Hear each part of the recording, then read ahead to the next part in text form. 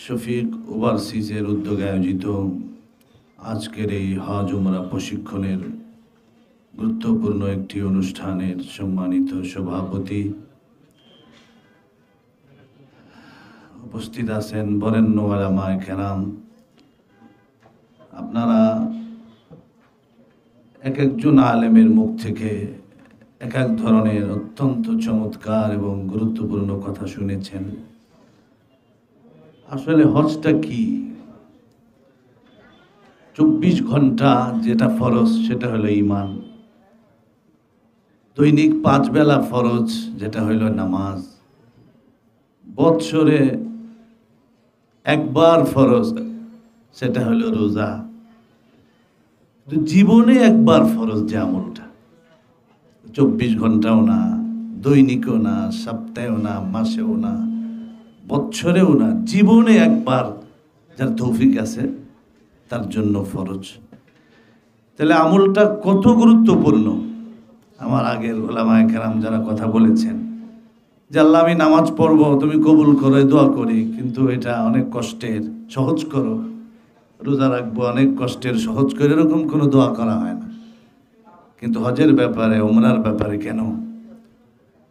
আমরা তো মনে করি একটু পয়সা হয়েছে হজ করব, তো ভালো ট্রাভেলস দেখো, যেই ট্রাভেলস দীর্ঘদিন ধরে তারা মক্কায় লোক নিতেছে, হজ উমরার মধ্যে তারা বড় মাহের অভিজ্ঞ, হোটেল কাছাকাছি, দেশি খাবারে তাদের মেনু সুন্দর।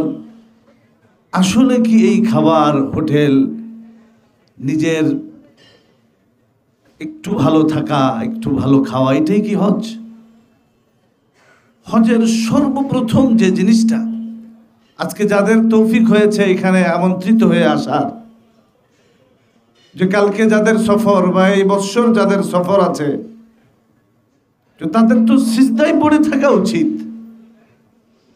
আল্লাহ রাব্বুল আলামিন বাইতুল্লাহ নির্মাণের পরে হযরত ইব্রাহিমকে বললেন তুমি আযান দিয়ে দাও। আল্লাহ কেউ নাই, কাকে বলবো?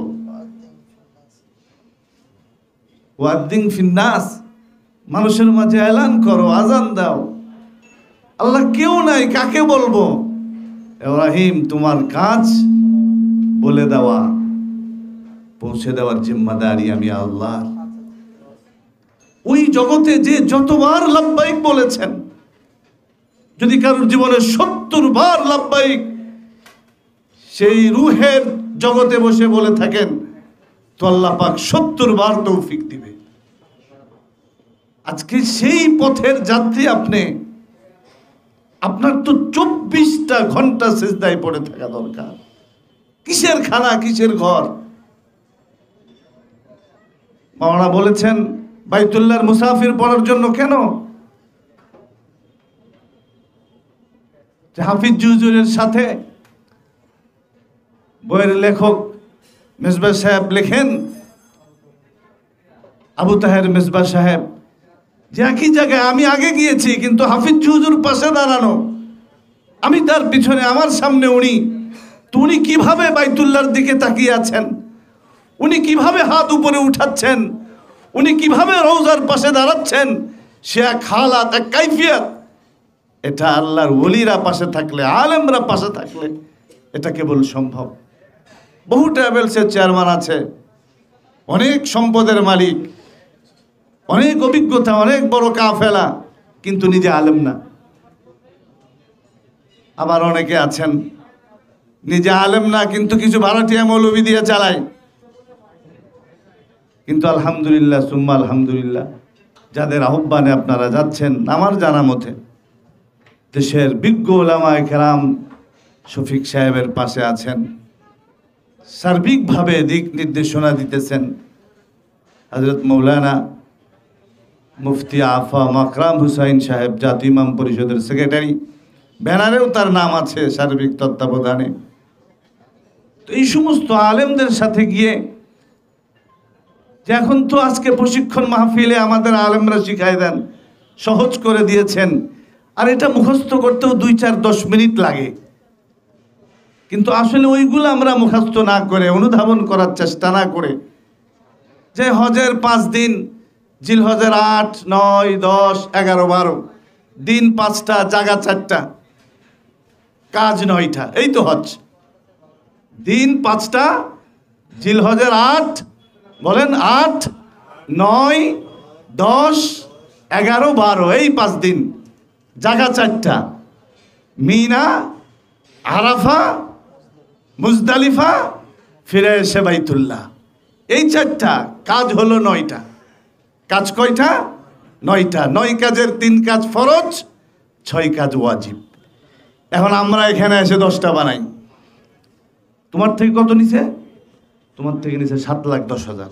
আরে আমার থেকে 7,20,000 নিল, কি ব্যাপার? এই বাকি যেই কয়দিন প্রয়োজনে হজ আরেকবার করব, তবু এই যে 10,000 বেশি নিল, এটা আমি যেভাবে হোক বিমানে উঠার আগে।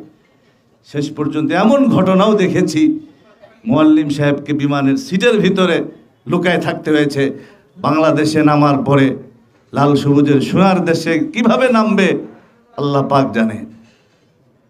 আর উনি নিয়ত করে আসছে প্রয়োজন আর একবার, তবু এইবার মুয়াল্লিমের পরীক্ষা হবে। আরে আপনি হয়তো মুয়াল্লিমের পরীক্ষা নিতে পারবেন, আপনার হজের কি হবে? এই জন্য এক বুজুর্গ খাদেমকে সাথে নিয়ে হজে যায়। তো ওখানে গিয়ে কি বলে? লব্বাইক লব্বাইক আল্লাহুম্মা লব্বাইক। তো লব্বাইক বলে, আর গায়েব থেকে আওয়াজ আসে, লা লব্বাইক, তোমার ডাক কবুল হবে না, তোমার ডাকে আমি সাড়া দিব না। 27 বার এরকম বলছে একা একা। তো খাদেম 28তম বৎসরের সাথে, তো যখন বলছে লব্বাইক লব্বাইক আল্লাহুম্মা লব্বাইক লব্বাইক লা শারীকা লাকা লব্বাইক ইন্নাল হামদা ওয়ান নি'মাতা লাকা ওয়াল মুলক লা শারীকা লাক। তো আবার বলছে লা লব্বাইক। খাদেম কয়, আপনি না প্রত্যেক বছর হজে আসেন, প্রত্যেকবার কি এরকম আপনাকে ফেরত দেয়? কাহা এরকম বলে। কয় তাহলে চলেন, আর কাকে ডাকবেন, চলেন ফিরে যায়। তো আল্লাহর বান্দা, আল্লাহর ওলি সিজদায় পড়ে গেছে। সিজদায় গিয়ে বলে, মালিক, প্রত্যেকবার আমি লব্বাইক বলি, আমি হাজির। আল্লাহ, তোমার গোলাম হাজির আমি বলি, তুমি বলে যাও, অসুবিধা নাই।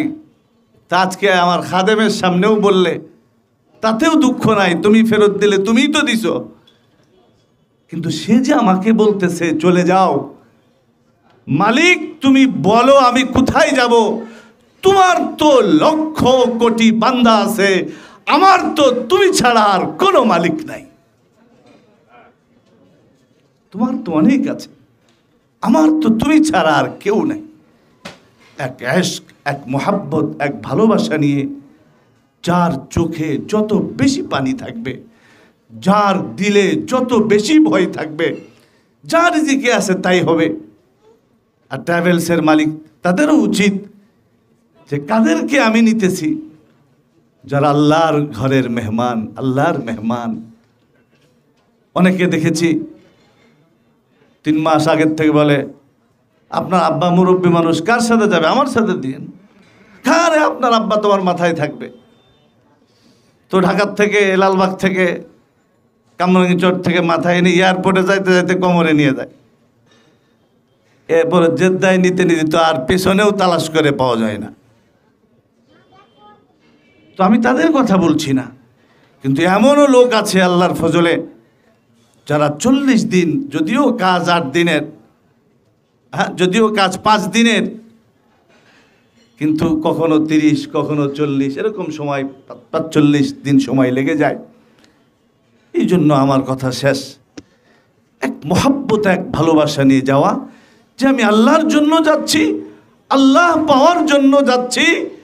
বাইতুল্লাহর মালিককে দেখি নাই, তার ঘর সামনে রেখে তওয়াফ করতেছি।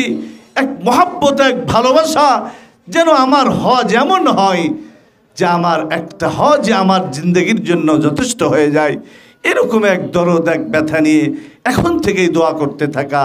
আর সর্বদা ওলামায়ে কেরাম যারা পাশে আছেন, অভিজ্ঞ ওলামায়ে কেরাম, তাদের পরামর্শে, তাদের সাথে থেকে বাস যেভাবে হবে ইনশাআল্লাহ সুম্মা ইনশাআল্লাহ, যদি এইভাবে আমরা করতে পারি, আশা করি হজ্জে মাবরুর, হজ্জে মকবুল যেটা আছে সেটা নসিব হবে।